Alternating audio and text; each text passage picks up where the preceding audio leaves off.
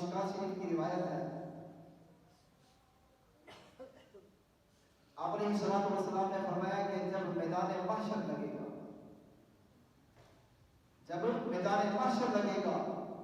نفسی نفسی کا عالم ہوگا، ایسا نفسی نفسی کا عالم ہوگا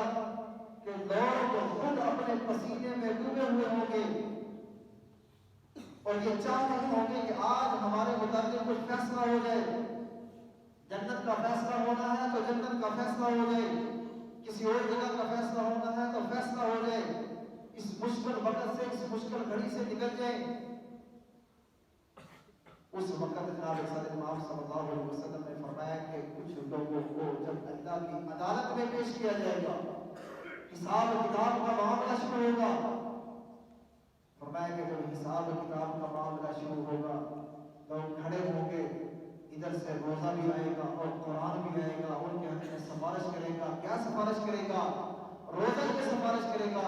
جناب صادق محمد صلی اللہ علیہ وسلم کا مبارک مفہوم ہے، روزہ کہے کہ اللہ اس نے مجھے رکھا تھا دنیا کے اندر اور اس نے بھوک کو بھی برداشت کیا، اس نے پیاس کو بھی برداشت کیا،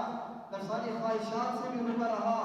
اور دن بھر بھوکا بھی رہا، پیاسا بھی رہا۔ اے اللہ میں اس کے حق میں سفارش کرتا ہوں، میری سفارش کو قبول فرما۔ فرمایا قرآن پاک آئے گا، قرآن پاک اس کے حق میں سفارش کرے گا۔ اے اللہ یہ تو شخص ایسا تھا کہ جب صبح ہوتی تھی، صبح کا آغاز ہوتا تھا تو صبح کا آغاز یہ قرآن کریم کی تلاوت سے کیا کرتا تھا، دن ہوتا تھا قرآن مجید کی تلاوت کیا کرتا تھا، رات ہوتی تھی قرآن مجید کی تلاوت کیا کرتا تھا، اور نماز تراویح ہوتی تھی قرآن کریم اس میں پڑھتا تھا، سنتا بھی تھا۔ اے اللہ میں اس کے حق میں سفارش کر رہا ہوں، اس کے حق میں میری سفارش کو قبول فرما۔ جناب صلی اللہ علیہ وسلم کا مبارک مفہوم ہے، آپ نے فرمایا اس عدالت میں نفسی نفسی کے عالم میں اللہ تبارک و تعالیٰ ان دونوں کی سفارش کو لے کے اور ان کے حق میں قبول فرمائیں گے۔ آپ نے فرمایا اللہ تبارک و تعالیٰ ان کے لیے جنت کے فیصلے فرما۔ روزہ بھی سفارش کرتا ہے اور قرآن بھی ہمارے لیے سفارش کرتا ہے، یہ رمضان بھی ہمارے لیے سفارش کرتا ہے۔ کتنا بابرکت مہینہ اور اس کے اندر جو عبادتیں ہیں وہ بھی کتنی بابرکت عبادت ہے، کتنی بابرکت ریاضت ہے۔ قرآن نے جناب صلی اللہ علیہ وسلم پر کہ آپ نے اس امت کے لیے کتنا آسان کر دیا،